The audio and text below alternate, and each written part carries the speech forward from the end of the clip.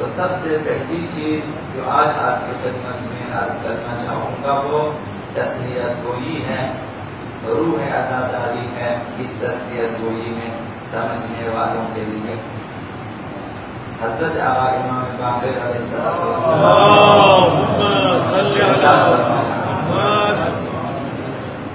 جب شیعہ ایک دوسرے سے ملے تو عزائے آقا عبداللہ حسین میں اس جملے کا تکرار کرے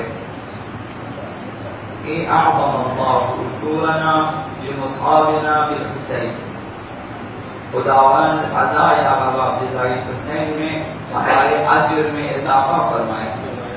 یعنی وہ جو عزائے آقا عبداللہ حسین ہے اس میں اجر ہے اور اس اجر میں اضافے کی دعا۔ اور دوسرا جملہ اسی دعا میں یہ ہے کہ وَجَعَلَنَا وَإِيَّاكُمْ مِنَ الطَّالِبِينَ بِثَارِهِ، اور خداوند ہمیں اور تمہیں، یہ جب مومنین ایک دوسرے سے ملتے ہیں تو یہ دعا ہوتی ہے عزائے آقا عبداللہ حسین میں کہ خداوند ہمیں اور تمہیں خونخواہان حسین بن علی میں سے قرار دے، وہ بھی مع ولیہ الامام المہدی من آل محمد علیہ السلام، اور ولی خدا آقا امام زمان علیہ السلام کے ہمراہ خونخواہی آقا عبداللہ حسین کی توفیق دے۔ یہ آداب عزاداری میں سے ہے۔ اس ضمن میں دو تین جملے وہ بھی حضرت عبد اللہ جوادی امولی کے آپ کی خدمت میں عرض کرنا چاہوں گا۔ فرمایا کہ اس شعار کے دو حصے ہیں، یہ جو تسلیت گوئی ہے اس میں دو جملے، ایک حصہ یہ ہے کہ ہم خداوند متعال سے یہ دعا کرتے ہیں کہ عزاداروں کے اجر و پاداش میں اضافہ فرمائیں، یہ دعا ہوتی ہے۔ اور دوسرا حصہ یہ ہے کہ اس میں خداوند متعال سے درخواست کرتے ہیں، ایک شیعہ عزادار یہ درخواست کرتے ہیں خداوند متعال سے کہ ہمیں ان لوگوں میں سے قرار دے جو خونخواہی سید الشہداء کے لیے قیام کریں گے اور قاتلین آقا عبداللہ حسین سے انتقام لیں گے، اس کی دعا کرتے ہیں۔ تو یہ مہم ترین چیز ہوتی ہے ایک شیعہ واقعی اور ایک عزادار واقعی کی، کہ روح عزاداری میں اس کی یہ ہونی چاہیے کہ ہم نے خونخواہی آقا عبداللہ حسین کے لیے قیام کرنا ہے۔ ایک دن فرزند زہرا سیدہ کائنات سلام اللہ بارہویں لعل ولایت قیام فرمائیں گے، ان کے ساتھ خاص الخاص مومنین قیام کریں گے خونخواہی آقا عبداللہ حسین کے لیے۔ آج کے عزادار کی یہ آرزو ہونی چاہیے کہ اس دن ان خونخواہان آقا عبداللہ حسین میں سے وہ بھی قرار پائے۔ تو اب حضرت عبد اللہ جوادی آمولی فرماتے ہیں اگر ہم سے پوچھا جائے کہ تمہارا خونخواہی آقا عبداللہ حسین سے کیا تعلق ہے، کیا ربط ہے تمہارے ساتھ، تو ہم کہیں گے کہ انہوں نے ہمارے معنوی باپ کو شہید کیا ہے۔ ہمارے ماں باپ سے ہم پیدا ہوتے ہیں تو پھر وہ ہمارے لیے نام کا انتخاب کرتے ہیں اور شناسنامے کا انتخاب کرتے ہیں۔ ماں باپ ہمارے لیے یہ کاغذات وغیرہ بنا لیتے ہیں، اپنی نسبت وغیرہ نسب ٹھیک کرتے ہیں، لیکن جب ہم بالغ ہوتے ہیں تو ہمیں چاہیے کہ ہم اپنے معنوی باپ کا انتخاب کریں۔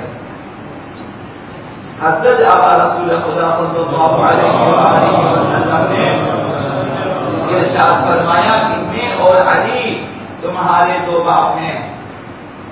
جب آقا امیر المؤمنین ہمارے باپ ہیں تو سیدہ کائنات سلام اللہ علیہا ہماری ماں ہے۔